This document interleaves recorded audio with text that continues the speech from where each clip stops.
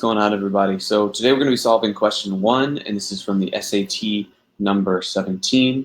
And the question reads, the description of Celia's apartment in lines 9 through 20 is primarily intended to do something. So here we have this phrasing here, primarily intended to. This is similar to questions that ask about basically what a passage or a quote or a sentence or a line serves to do, intended for, basically what it contributes to the passage. The way to do this is to go back to the lines 9 through 20 that are mentioned, and we're just going to look and basically say what is the meaning and what is the purpose of these lines here. So we'll go back to lines 9 through 20, and that's this paragraph here. And we know it's a description of Celia's home.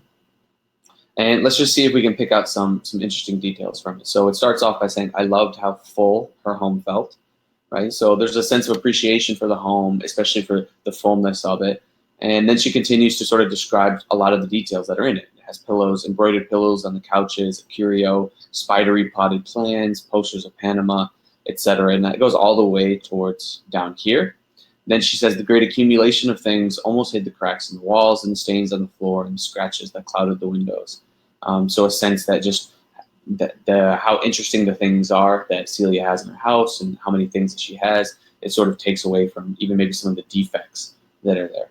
So that's how this works. There's not too much I would say that's interesting about it. I would say in general, it's presented as pretty positive.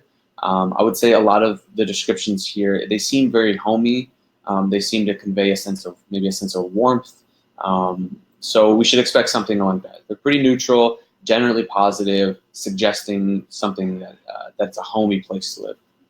So A says that the lines are primarily intended to evoke a sense of coziness and comfort. And this, I think, is pretty good. It's pretty general. It's not saying too much. There is a sense of coziness and the fact that there's so many different things that are being mentioned, right? And there's a sense of warmth. And then I think comfort as well. Also, just, I loved how full her home felt. There's a sense of appreciation. So this is a good answer choice here. B says that the lines serve to reflect the hectic and unpredictable nature of life in Celia's building. And I don't think that this is so good an answer choice. And the reason why is two things. One is the description doesn't really describe the apartment or the house as being hectic or unpredictable.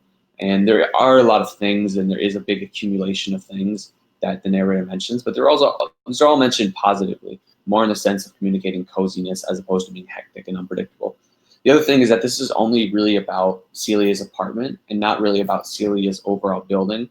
There's some mention of that later on in the passage, though. For that reason, it's sort of wrong in terms of the scope. C says that the lines serve to extol the ready availability of goods in the United States.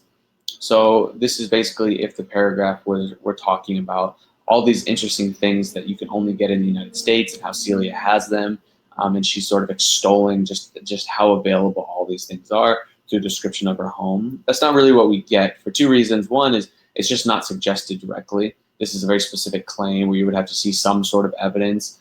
Maybe Celia makes a mention like, it's just insane how many things you can get in the United States, or it's crazy how full, it's crazy how we have access to all these different objects.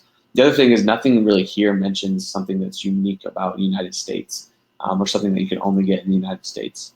So I think for those two reasons, it's not a really good answer choice, and we can eliminate it. Then we have D, which says that the description serves to establish that Celia is an avid collector. This is maybe the only plausible one.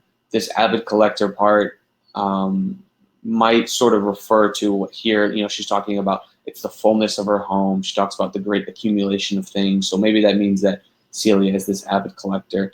But I don't think it's as good as answer choice A, because the emphasis does seem to be on just how positive and warm the home feels as opposed to how much stuff that she has. Avid collector is a little vague too. Does this mean that she's just sort of like a pack rat and just keeping things, or that she's collecting a certain type of object, right? She's this avid collector. Doesn't really highlight or emphasize that as much as it does this up here. And this is a little more general, a little more positive. So it's a good answer choice. We should get rid of D and choose answer choice A for question number 1.